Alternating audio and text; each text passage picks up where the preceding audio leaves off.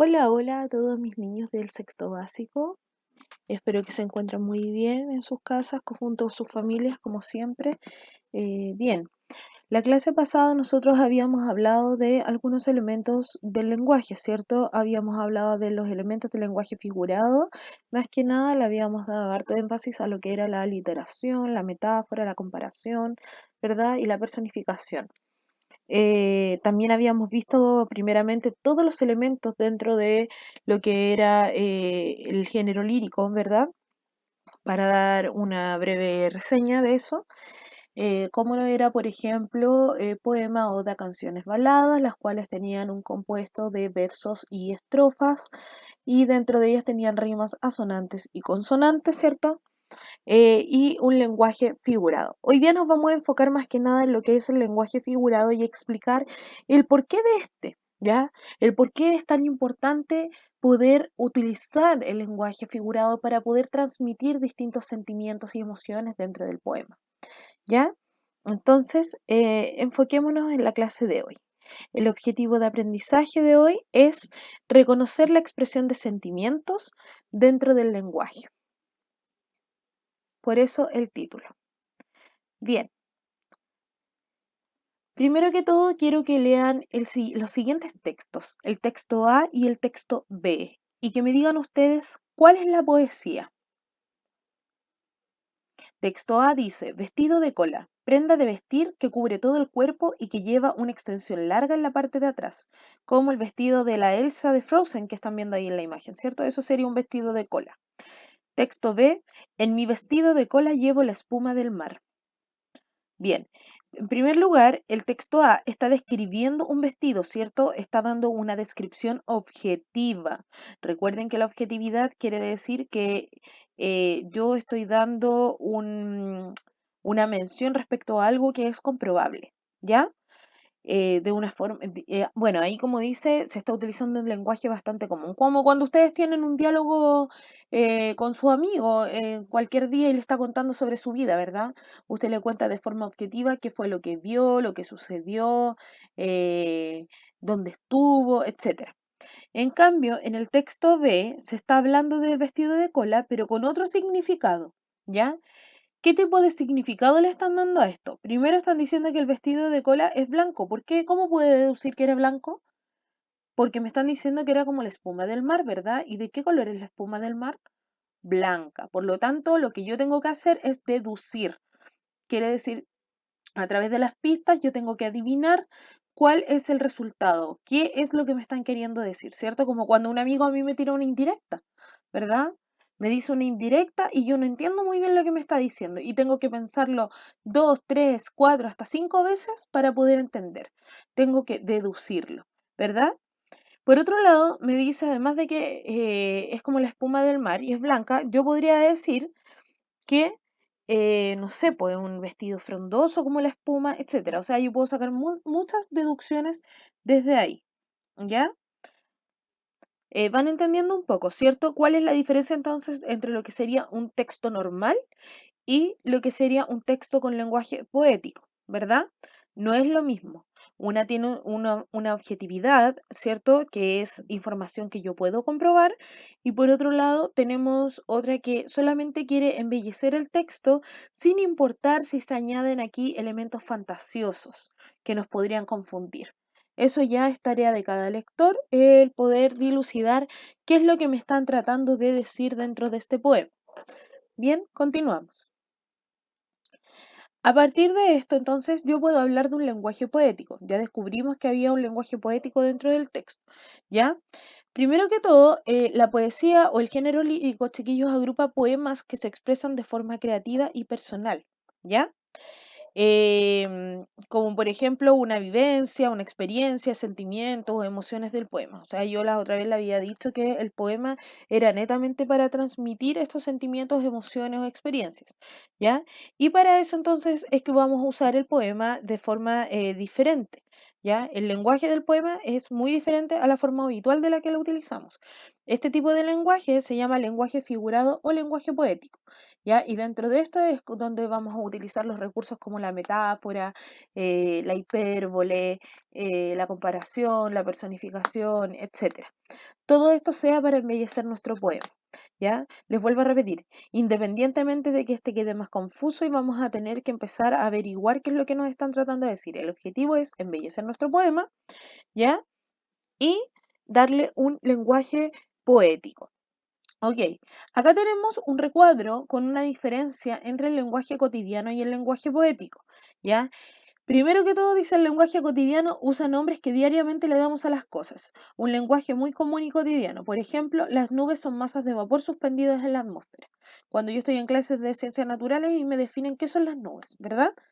En cambio, en el lenguaje poético, ¿cómo utilizaría la misma frase sobre las nubes? Diría, nubes rebeldes se ponen a relinchar.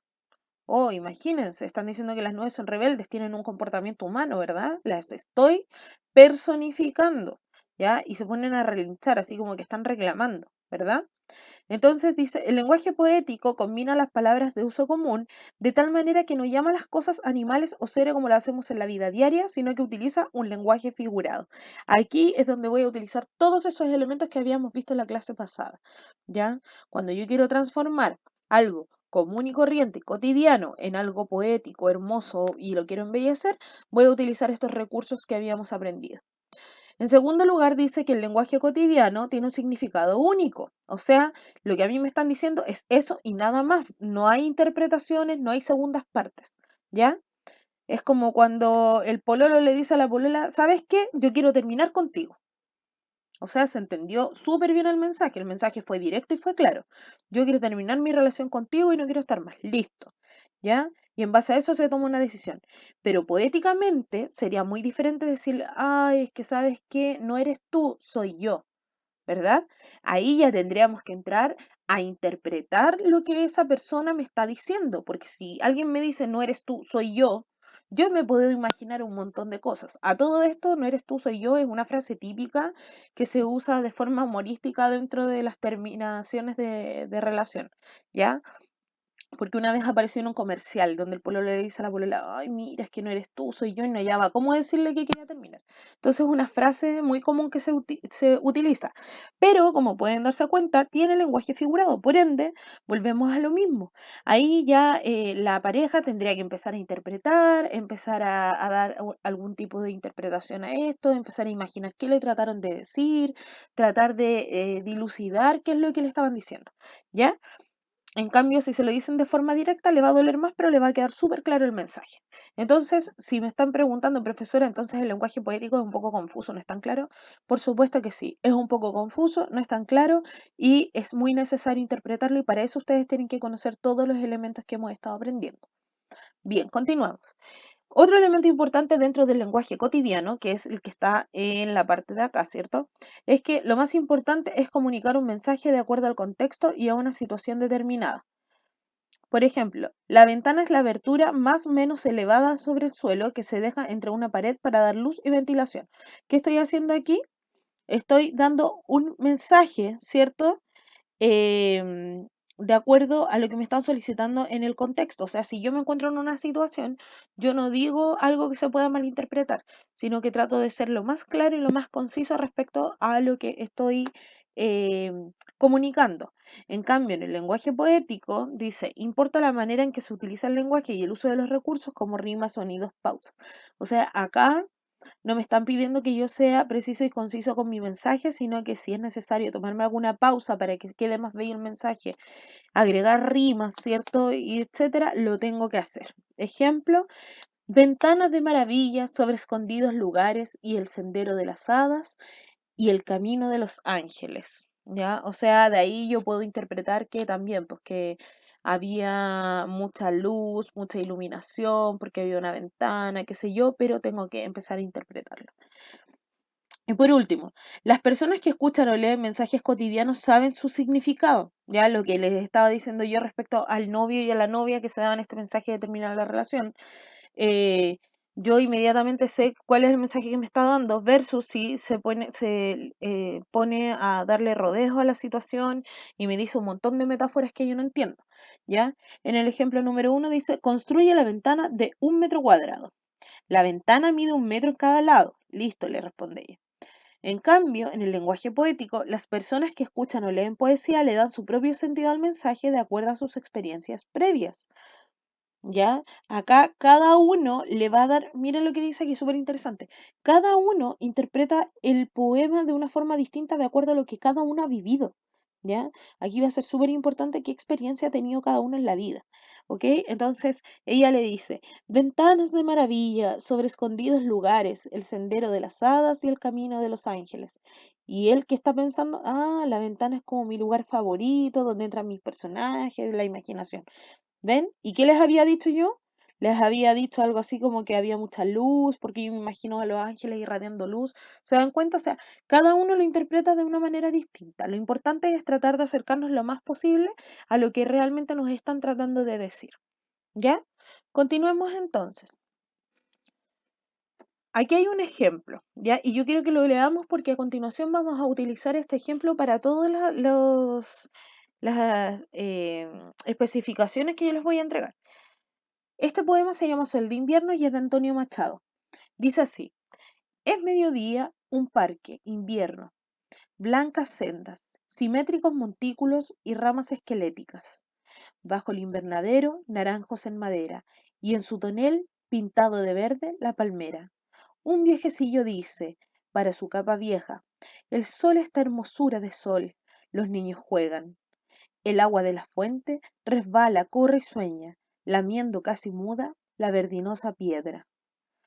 Mira qué bonito el poema. Lo que está haciendo él es describiendo un día en el parque, ¿cierto? Un día en el parque, pero él le brinda a cada objeto del parque un lenguaje figurado, un lenguaje poético. Por lo tanto, nada es lo que parece, ¿verdad? Primero vamos a identificar las palabras de vocabulario desconocido, las que son de color rojo y están dentro del texto. En primer lugar, sendas significa veredas o caminos estrechos, ¿ya? Blancas sendas, ¿por qué dice blancas sendas? Porque era invierno. ¿Y qué pasa en invierno en otros países? Nieva, ¿verdad? ¿Y de qué color es la nieve? Blanca. Entonces, ¿de qué color quedan los caminos? Blancos. ¿Se dan cuenta el ejercicio que hay que ir haciendo? Hay que ir interpretando. Para esto hay que tener conocimiento respecto a algunas cosas básicas. ¿Ya? Simétricos montículos. ¿A qué se refiere con simétricos? A que son iguales o de la misma forma. Y montículos, montes pequeños o montones de tierra. O sea, que habían montones de tierra de la misma forma, uno con el otro. Se parecían, ¿verdad? Y ramas esqueléticas, o sea, eran flaquitas. Bajo el invernadero, naranjos en madera y en su tonel pintado, tonel que es vasija de grandes proporciones, ¿cierto? ¿Ya? A eso se refiere entonces con la maceta, perdón, decía maceta, no madera. Maceta, que es un macetero, de verde la palmera. Y por último, la última palabra que teníamos era verdinosa la piedra, de color verde, ¿ya? Es una piedra. ¿Han visto esas piedras cuando están casi de color verde por el musgo? Algo así. ¿Y por qué las piedras quedan de color verde por el musgo? Porque están húmedas, ¿cierto? Cuando la piedra está en constante contacto con el agua, se le va formando este musgo, ¿ya? Y eso es muy importante saberlo porque vamos a ver a continuación por qué.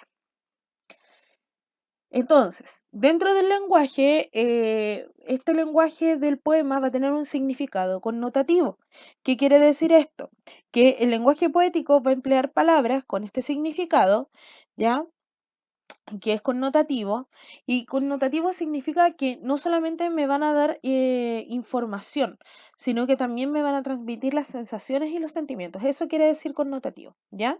Generalmente el lenguaje connotativo, chicos, no se da en textos, o en textos eh, informativos, ¿ya?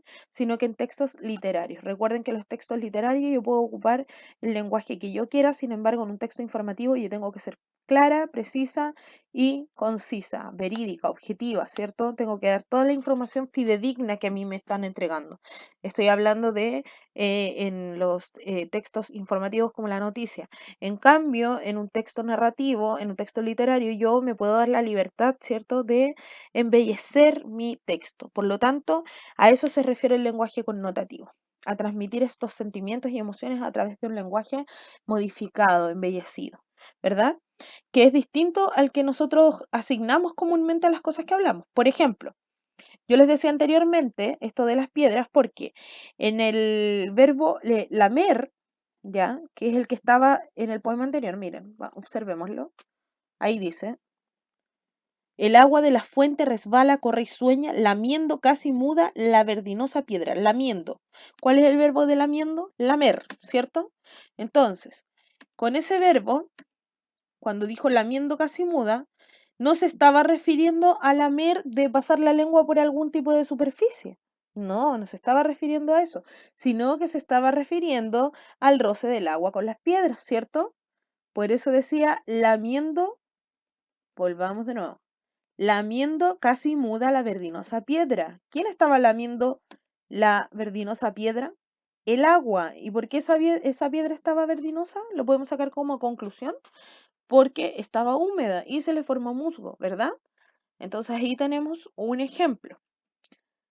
Veamos entonces. Imágenes en el poema. Primero yo tengo que tener en claro qué es una imagen dentro del poema, no es que me vayan a poner una foto. Una imagen, chiquillos, es la representación que evoca un recuerdo de, por ejemplo, una vivencia, una experiencia personal, sensorial, perdón, etc. En la poesía, las imágenes van a buscar comunicar sentimientos, emociones, ideas, ¿cierto? Remitiendo a nuestra experiencia sensorial. Esto quiere decir que va a apelar a los sentimientos que al percibir la realidad con los 5 sentidos. ¿Ya? ¿Cómo yo me voy a crear una imagen en el poema entonces? A través de algún recuerdo o de alguna experiencia sensorial. ¿Qué experiencia sensorial vamos a utilizar? Los 5 sentidos. ¿Ya?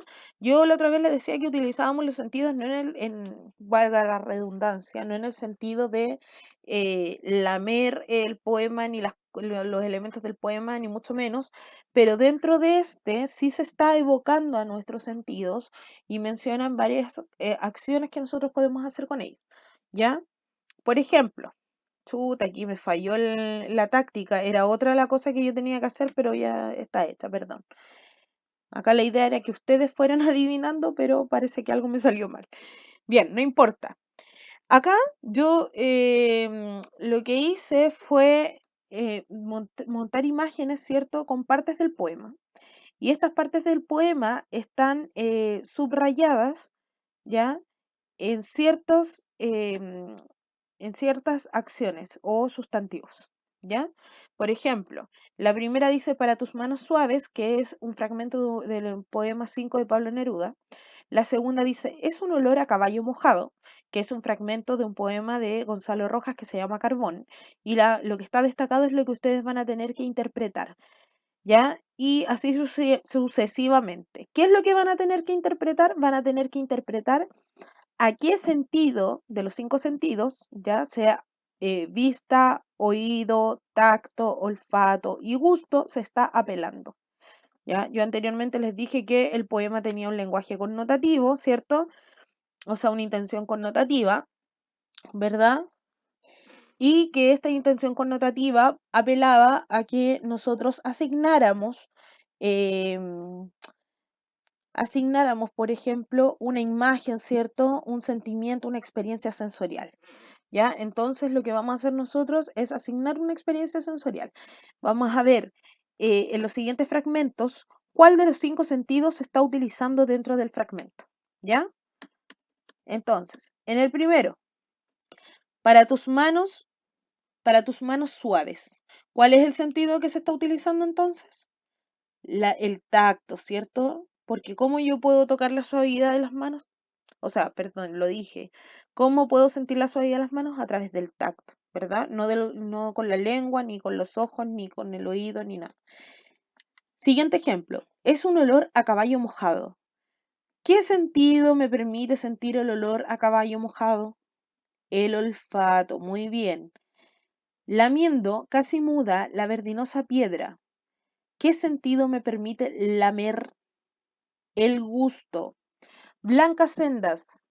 ¿Qué sentido me permite ver este color que está aquí destacado, subrayado?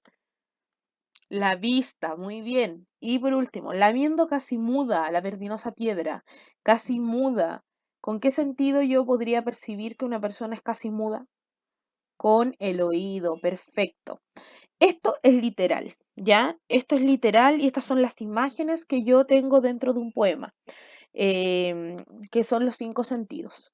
Sin embargo, siempre tenemos que ver el poema a partir de un lenguaje figurado, ¿ya?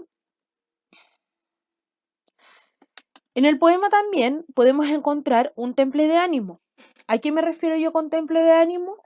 A el estado o sentimiento que predomina en el poema, ¿ya? Este se puede describir, chiquillos, por medio de diferentes expresiones e imágenes. Por ejemplo, cuando delante a mí me estaba describiendo en el primer párrafo del poema que el paisaje de invierno, o sea, perdón, esta plaza que estaba nevada, ¿cierto? En la descripción del pasaje de invierno, ¿qué cosa nos transmitía? Nos transmitía tranquilidad, ¿cierto? En la que estaba el hablante. En este caso, el temple de ánimo que predominaba en el poema era la tranquilidad y paz del hablante, ¿verdad? Entonces, yo también puedo ser capaz de reconocer de qué ánimo está el hablante lírico a través de las palabras que él me está brindando. Esto también yo lo puedo deducir, ¿ya? Si él se encuentra en un estado de ira, de furia, de rabia, de estrés, etcétera. Si él me está comentando que está en un parque, que los niños están jugando y él está observando tan detalladamente toda la situación, es porque probablemente está relajado, ¿cierto? Está tranquilo, en una forma pacífica, ¿ya? Bien, chicos. Ahora yo les voy a dejar una pequeñísima actividad para que ustedes la copien en el cuaderno. Recuerden que al video le pueden poner pausa y después pueden ir a buscar su cuaderno y copiar esto, ¿ya? Van a copiar este poema que se llama Canción Primaveral de Federico García Lorca y van a contestar estas 4 preguntas, ¿ya? La primera pregunta dice, ¿cuál es el estado o temple de ánimo del hablante? Recuerden, estado o temple de ánimo, cuando yo les decía, vamos a interpretar cuál era el ánimo del hablante lírico, si está tranquilo, si tiene rabia, si siente serenidad, paz, tranquilidad, qué cosa, ¿ya?